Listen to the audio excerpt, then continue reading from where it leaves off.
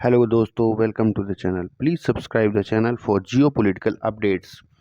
आज हम बात करने वाले हैं डोनाल्ड ट्रंप प्रशासन के 100 दिन पूरे होने। ट्रंप 2.0 के 100 डेज़ में आखिर दुनिया में क्या क्या उथल पुथल रही और क्या क्या टैरिफ के ऐलान के बाद क्या क्या हुआ। यूक्रेन का युद्ध रोक नहीं सके और कितने लोगों को डिपोर्ट किया और क्या क्या महत्वपूर्ण एग्जीक्यूटिव ऑर्डर्स साइन किए।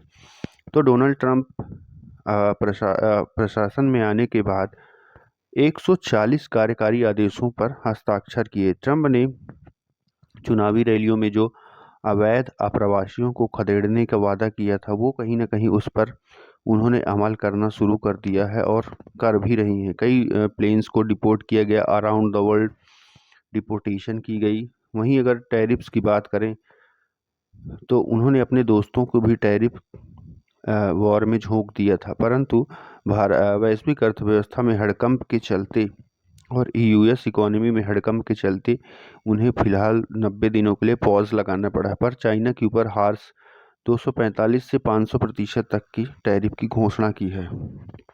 वहीं विदेशी कूटनीति में भी भूचाल आया है। कई विदेशी यूएस एड्स को रोक दिया गया है। यूएस एड 83% कॉन्ट्रैक्ट रद्द कर दिए। पनामा नहर व ग्रीनलैंड पर लेने पर विचार कर रहे हैं। अगर बात की जाए, ट्रंप ने यूनिवर्सिटीज़ पर भी करारा प्रहार किया है। आपको पता ही होगी कि हार्वर्ड के 2.3 अरब डॉलर की फंडिंग रोकी गई है। 1000 अंतर्राष्ट्रीय छात्रों का वीज़ा रद्द किया गया है, जो कहीं ना कहीं हमास के प्रोटेस्ट और इलीगल एक्टिविटीज़ में शामिल थे। अवैध प्रवासियों की धरपकड़ 600% बढ़ी और बॉर्डर क्रॉसिंग 90% घट गई है। 2 करोड़ अवैध अप्रवासियों के अप्रवासन की वो कहीं ना कहीं प्लान बना रहे हैं। अगर हम बात करें नौकरियों पर, तो डोजी ने 50,000 लोगों, डोजी जो गवर्नमेंट एफिशिएंसी का उन्होंने बनाया था विभाग, जिसके हेड एलन मस्क हैं, उनमें 50,000 लोगों की छटनी की गई है, जिसका काफ़ी बड़े पैमाने पर विरोध किया गया था, जिसमें मोस्टली माइनॉरिटीज़ और ब्लैक्स जॉब करते थे।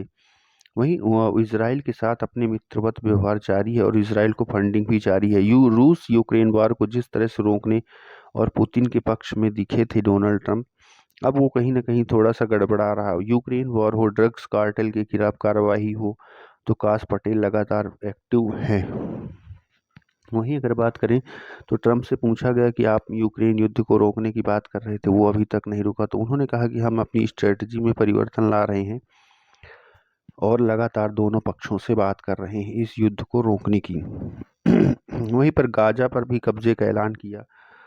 वहीं WHO से बाहर भी हुए। WHO जो विश्व स्वास्थ्य संगठन है, उसकी सदस्यता अमेरिका की सदस्यता रद्द कर दी है। तो WHO का मुख्य सहयोगी, मुख्य फंडिंग करता अमेरिका ही था, जिससे WHO के अराउंड द वर्ल्ड जो ऑपरेशन है, उसमें निश्चित रूप से कुछ ना कुछ नहीं, बहुत सारा धक्का आने वाला है। वहीं अमेरिका में अगर रोज़मर्रा की ज़िंदगी की बात की जाए, तो गैस, ऑटो पार्ट्स की कीमतों में उछाल, फल सब्जियों में इन्फ्लेशन 48% तक बढ़ चुका है। तो कहीं ना कहीं ये 100 दिन ट्रंप के दुनिया के लिए और अमेरिका के लिए हालत ऊपर नीचे ही रहे हैं। ट्रंप ने वादा किया कि वो 170 लाख करोड़ रुपए